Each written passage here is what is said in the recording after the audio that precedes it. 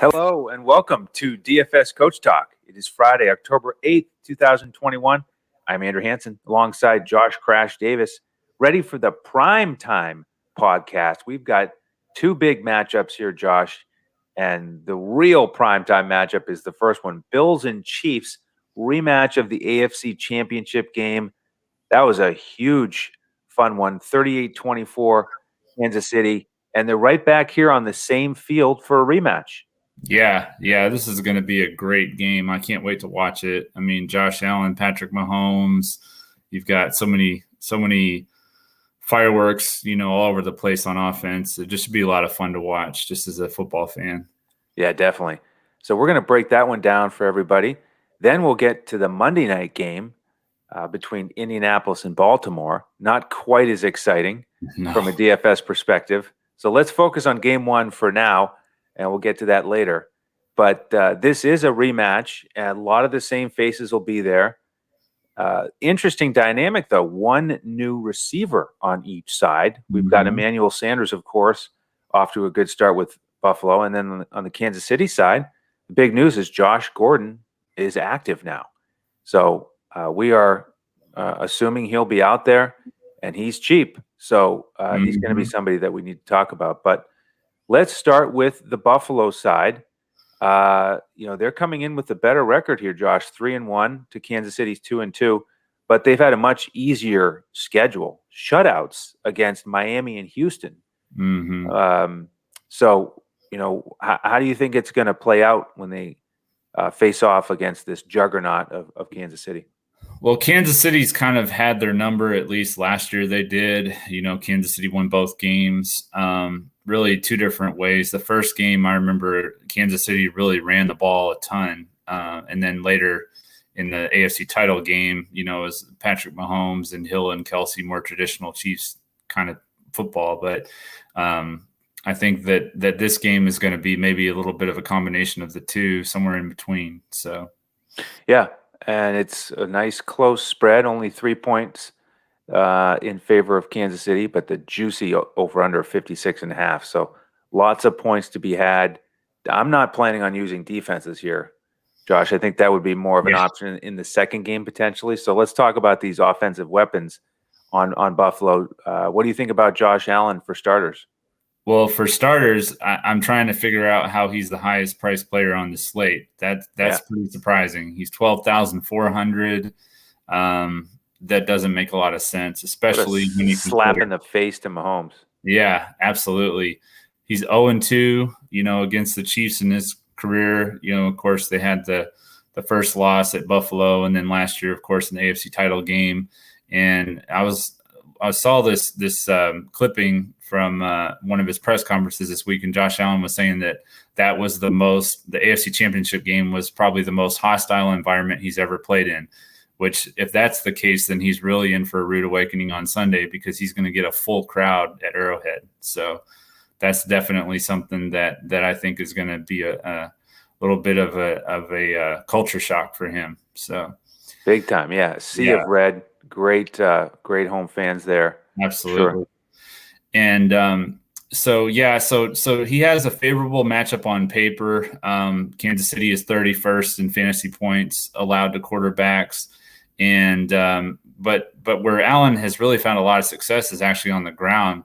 Last year in the AFC Championship game, he had 7 carries for 88 yards. So if he puts up some numbers like that, along with what he's capable of doing in the air, then he could have a game that would be worth that high price. So, no doubt about it. That stat jumped out as me as well. Now, who do you think he'll be targeting the most? I mean, obviously Diggs will be most expensive here, right, on both sides. Do you want to pair him up with Diggs? Yeah, I do. I think Diggs has probably had this game circled on his calendar the whole offseason. Everybody remembers after the game last year where he's standing on the sideline watching the Chiefs celebrate, and he's just had this game on his mind, I think, ever since then. And so he's really looking forward to it. He's been hyping it up in the press conferences this week about how much he can't wait to play this game. He had his best game of the year last week with 7 receptions for 114 yards. I think he could probably outdo that this week against the Chiefs defense that has struggled some against wide receivers. and they're possibly going to be without one of their top corners in Charvarius Ward. So that's definitely something that favors Diggs for sure. Yeah, he's the number one matchup on Pro Football Focus in this game for wide receivers. Really strong grade. I think he's due for a touchdown or two as well. Yeah. I would like to pair those guys up. Yeah. And then after Diggs, I'm looking at Zach Moss. He's 6,600 on DraftKings. He's been the more productive running back for Buffalo this year. He scored a touchdown in 3 straight games going against the Chiefs, who have allowed the 4th most fantasy points to running backs. And he's really getting a lot of touches in the red zone. He had 4, 5, and 6 red zone touches in his last 3 games. And even though he and Devin Singletary have kind of been splitting the carries, it's the red zone touches that he's getting that really made the difference. So if he continues to get those red zone carries, then that's going to be, where he gets the extra boost. Yeah, I mean, that is a trend that is significant, but that backfield in general is so frustrating. Yeah. Because they can be so touchdown dependent when they're both getting touches, and then you've got Josh Allen who might just keep it himself. Mm-hmm. So tough to get too excited about those guys. Yeah. How about any of the other pass catchers other than Diggs? Any interest there? Yeah, I'm looking at Dawson Knox. He had a real nice game last week. He saw his most targets that he's seen this year with 8 targets. He had 5 receptions for 37 yards and 2 touchdowns. And of his 8 targets, 4 of them were in the red zone. So you can kind of look for Allen to be looking for him in the red zone once again this week. Kansas City has allowed the 3rd most fantasy points to tight ends. So it's another favorable matchup for Dawson Knox. Yeah, definitely. 33% advantage, according to Pro Football Focus. You like that he's getting in the end zone, got in the end zone against Kansas City last year. Yeah. And then got Sanders and Beasley. Gabriel Davis, cheap option. He only has 3 catches on the season. So, somewhat concentrated with Diggs, Sanders, and Beasley as wideouts. But I'm not sure I would get past 2 or 3 Buffalo guys on the 6-man DraftKings slate, because I'd like to get a significant amount of Chiefs in my lineup. Right. Yeah. Yeah, I would lean towards the Chiefs in this matchup, but I think you do want to have at least 2 of the Bills. Yep, I think that's smart.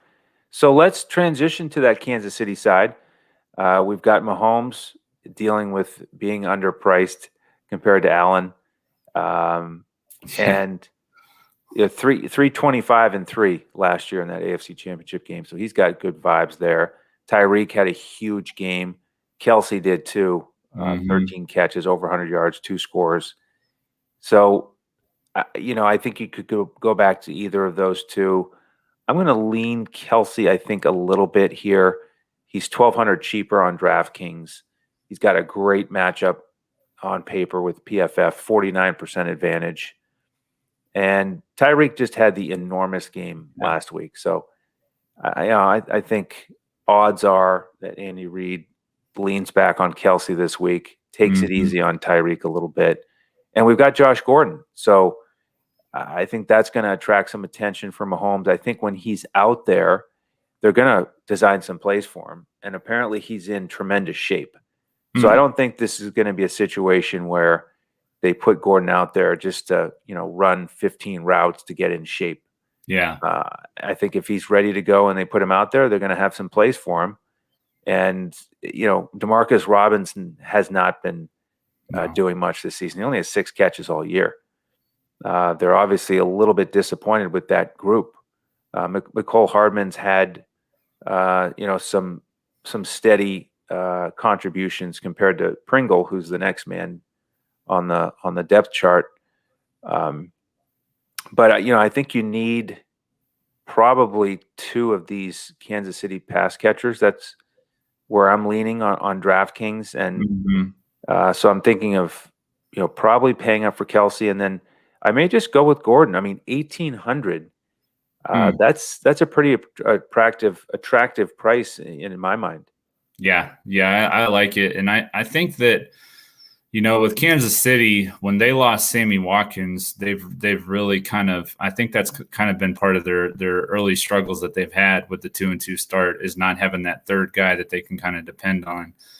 So Josh Gordon should be able to establish himself in that role and really provide a boost, I think, if not this week, then in the near future for sure. Yeah, the other thing I'm looking forward to is just seeing how these teams match up again, in contrast to what they've done so far this season. Because, we mentioned their records, Buffalo 3-1, and those easy matchups against Miami and Houston. And then their other two games were against Pittsburgh and Washington. So really an easy schedule. And the thing that's allowed them to do is put down, great numbers defensively. They're only allowing 235 yards per game, 68 on the ground and 167 through the air.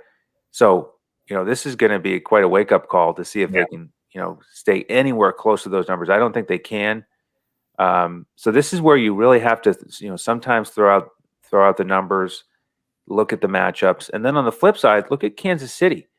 They're 2-2, but they've had to play Cleveland, Baltimore, the Chargers, and then Philadelphia. So they got that second win. But so their defensive numbers that you quoted they're on the number. I mean, on paper, Buffalo has awesome matchups. Through the air or on the ground, because Kansas City is giving up over 450 yards per game. But those are good offenses, and Buffalo. I mean, this is a great offense for Buffalo as well. Right. But I just think that those numbers are going to move towards each other a little bit more, and I'm looking for the talent of Kansas City to win out here. Yeah, I would agree with that for sure. Excellent. All right, well, let's transition to game 2 here. And, this is a very interesting situation because we're recording this on Friday night, and the Monday night slate for Indianapolis and Baltimore isn't up yet on DraftKings or FanDuel.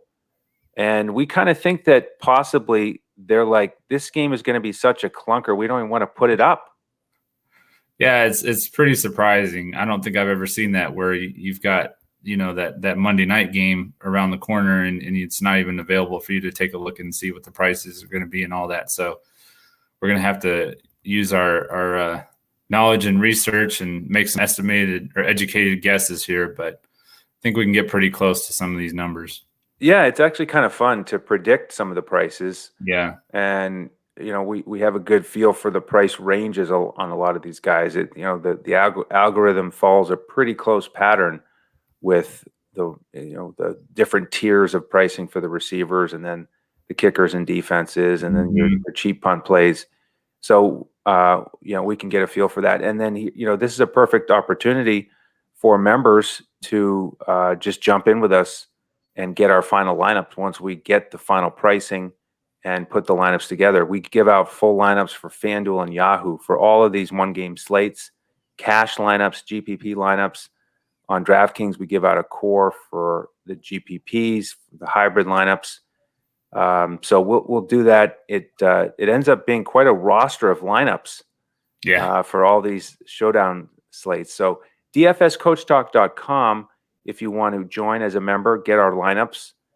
Jump in this weekend. Any membership you get all of our sports, and we do all these full lineups in every sport. So jump in at DFSCoachTalk.com. We'd love to have you.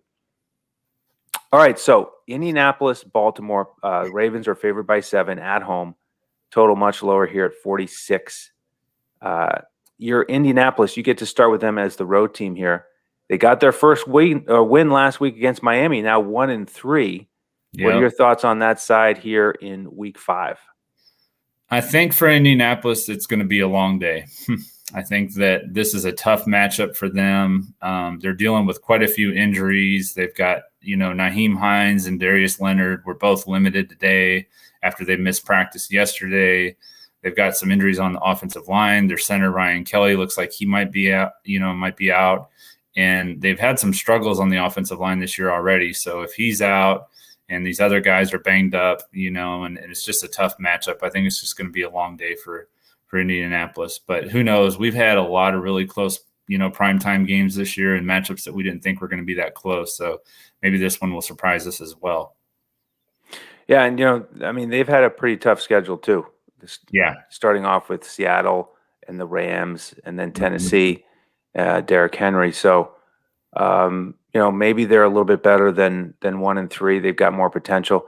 By the way, this is one of my favorite stats that I've seen recently. Listen to these. You talk about Indianapolis, what kind of team they are. Mm-hmm. Defensively, they're giving up 346 yards per game. Offensively, they're gaining 348. They're giving up 232 yards passing. They're getting 236. They're giving up 114 yards rushing. They're getting 112. So they're basically a mirror of themselves offensively and defensively. Yeah. So now that, they're not going to face themselves on Monday night. It's not going to be a practice scrimmage. Right. They're going to be facing these Ravens who've got, a lot of studs out there. So where are you looking? You've got to pick somebody on Indianapolis. So where are you looking?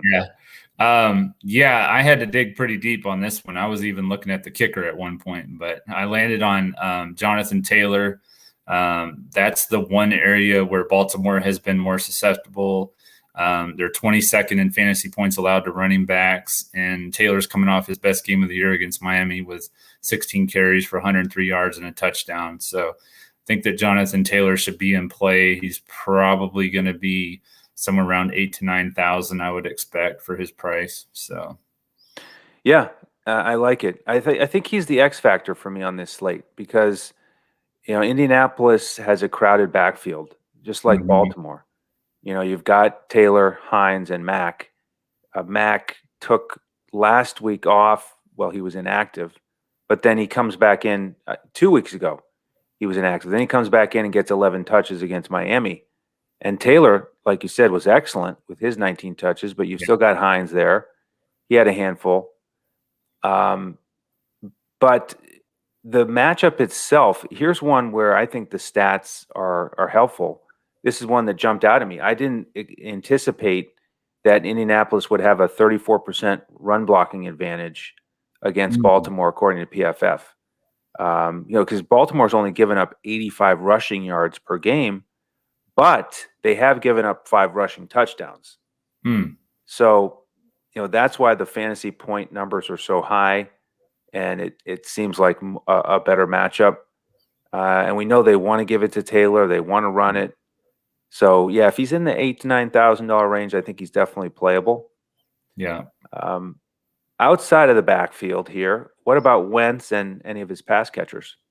I'm not really on Wentz in this game, but I do like Zach Pascal in the slot. He should see a lot of opportunities there. And that's one area where Baltimore is, a little bit weaker than they are on the outside on the corners. But Pascal's going to be one guy that I'm looking at for a receiver for the Colts. Probably going to be somewhere around the mid sixes, I would expect, for his price. And then I'm looking pretty deep at a value play at tight end with Mo Alley-Cox. Coming off a pretty nice game last week with 3 catches for 42 yards and 2 touchdowns. And Baltimore has actually allowed the most fantasy points to tight ends this year. So I think that Mo Alley-Cox is going to be a nice sleeper play that will help you get all those other big plays from Baltimore that you want to have in your lineup. Yeah, excellent.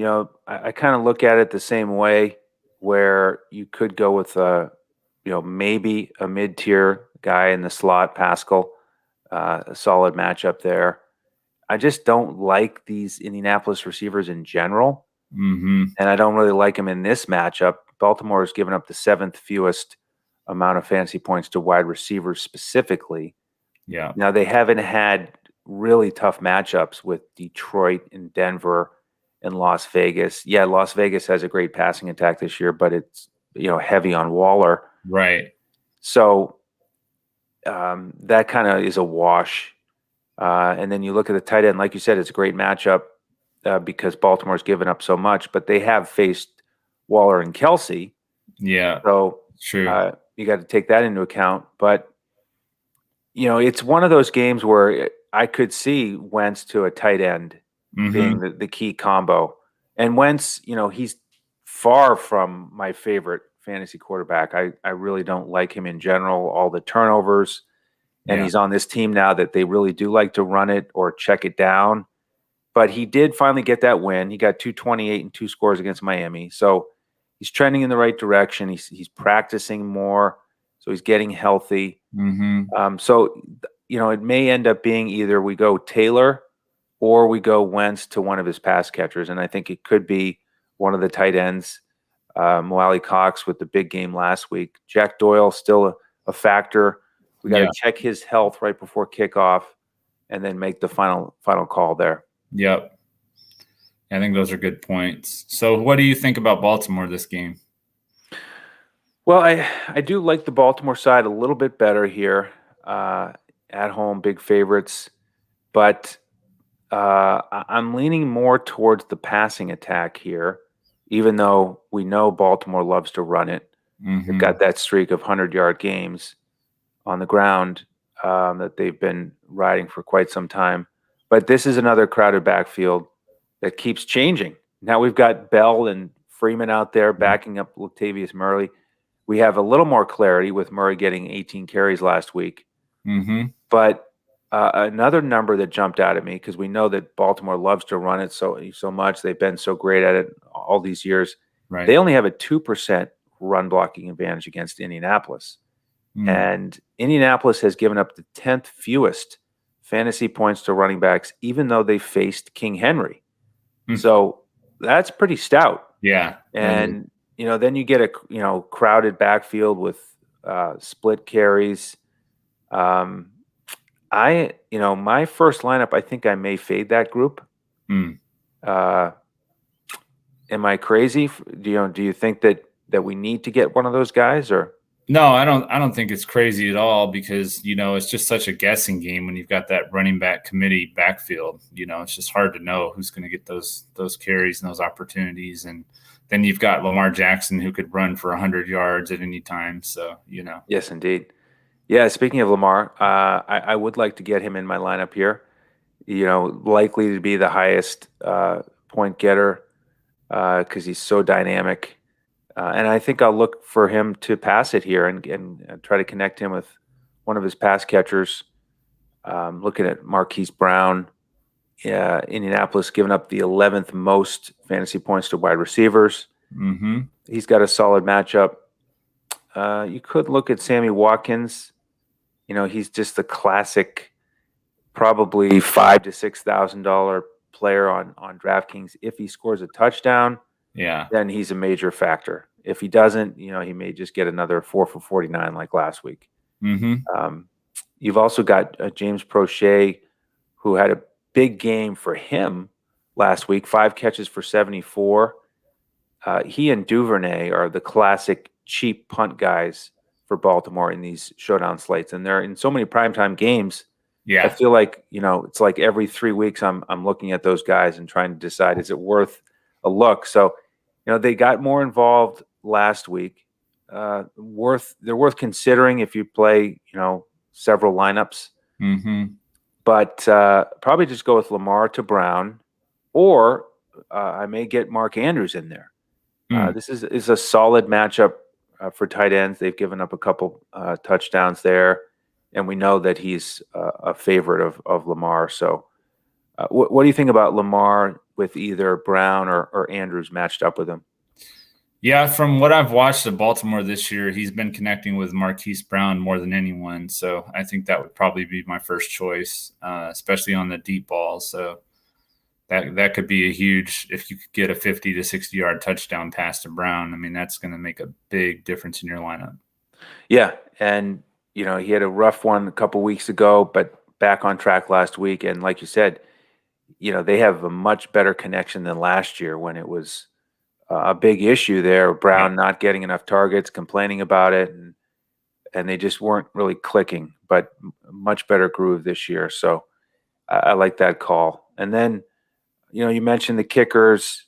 We've got Tucker here, who's an absolute all-star, all-pro, 66-yard game-winning field goals, and then he hit several last week.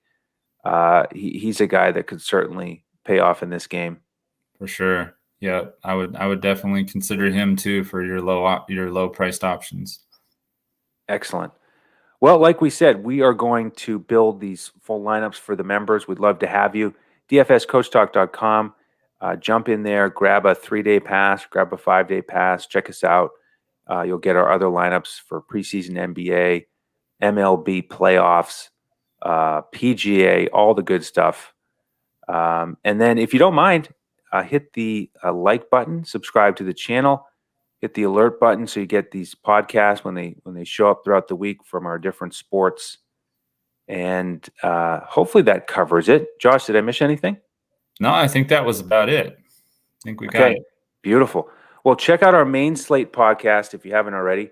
And we hope it's a tremendous week 5 for everybody. Certainly planning on that for the family in Discord.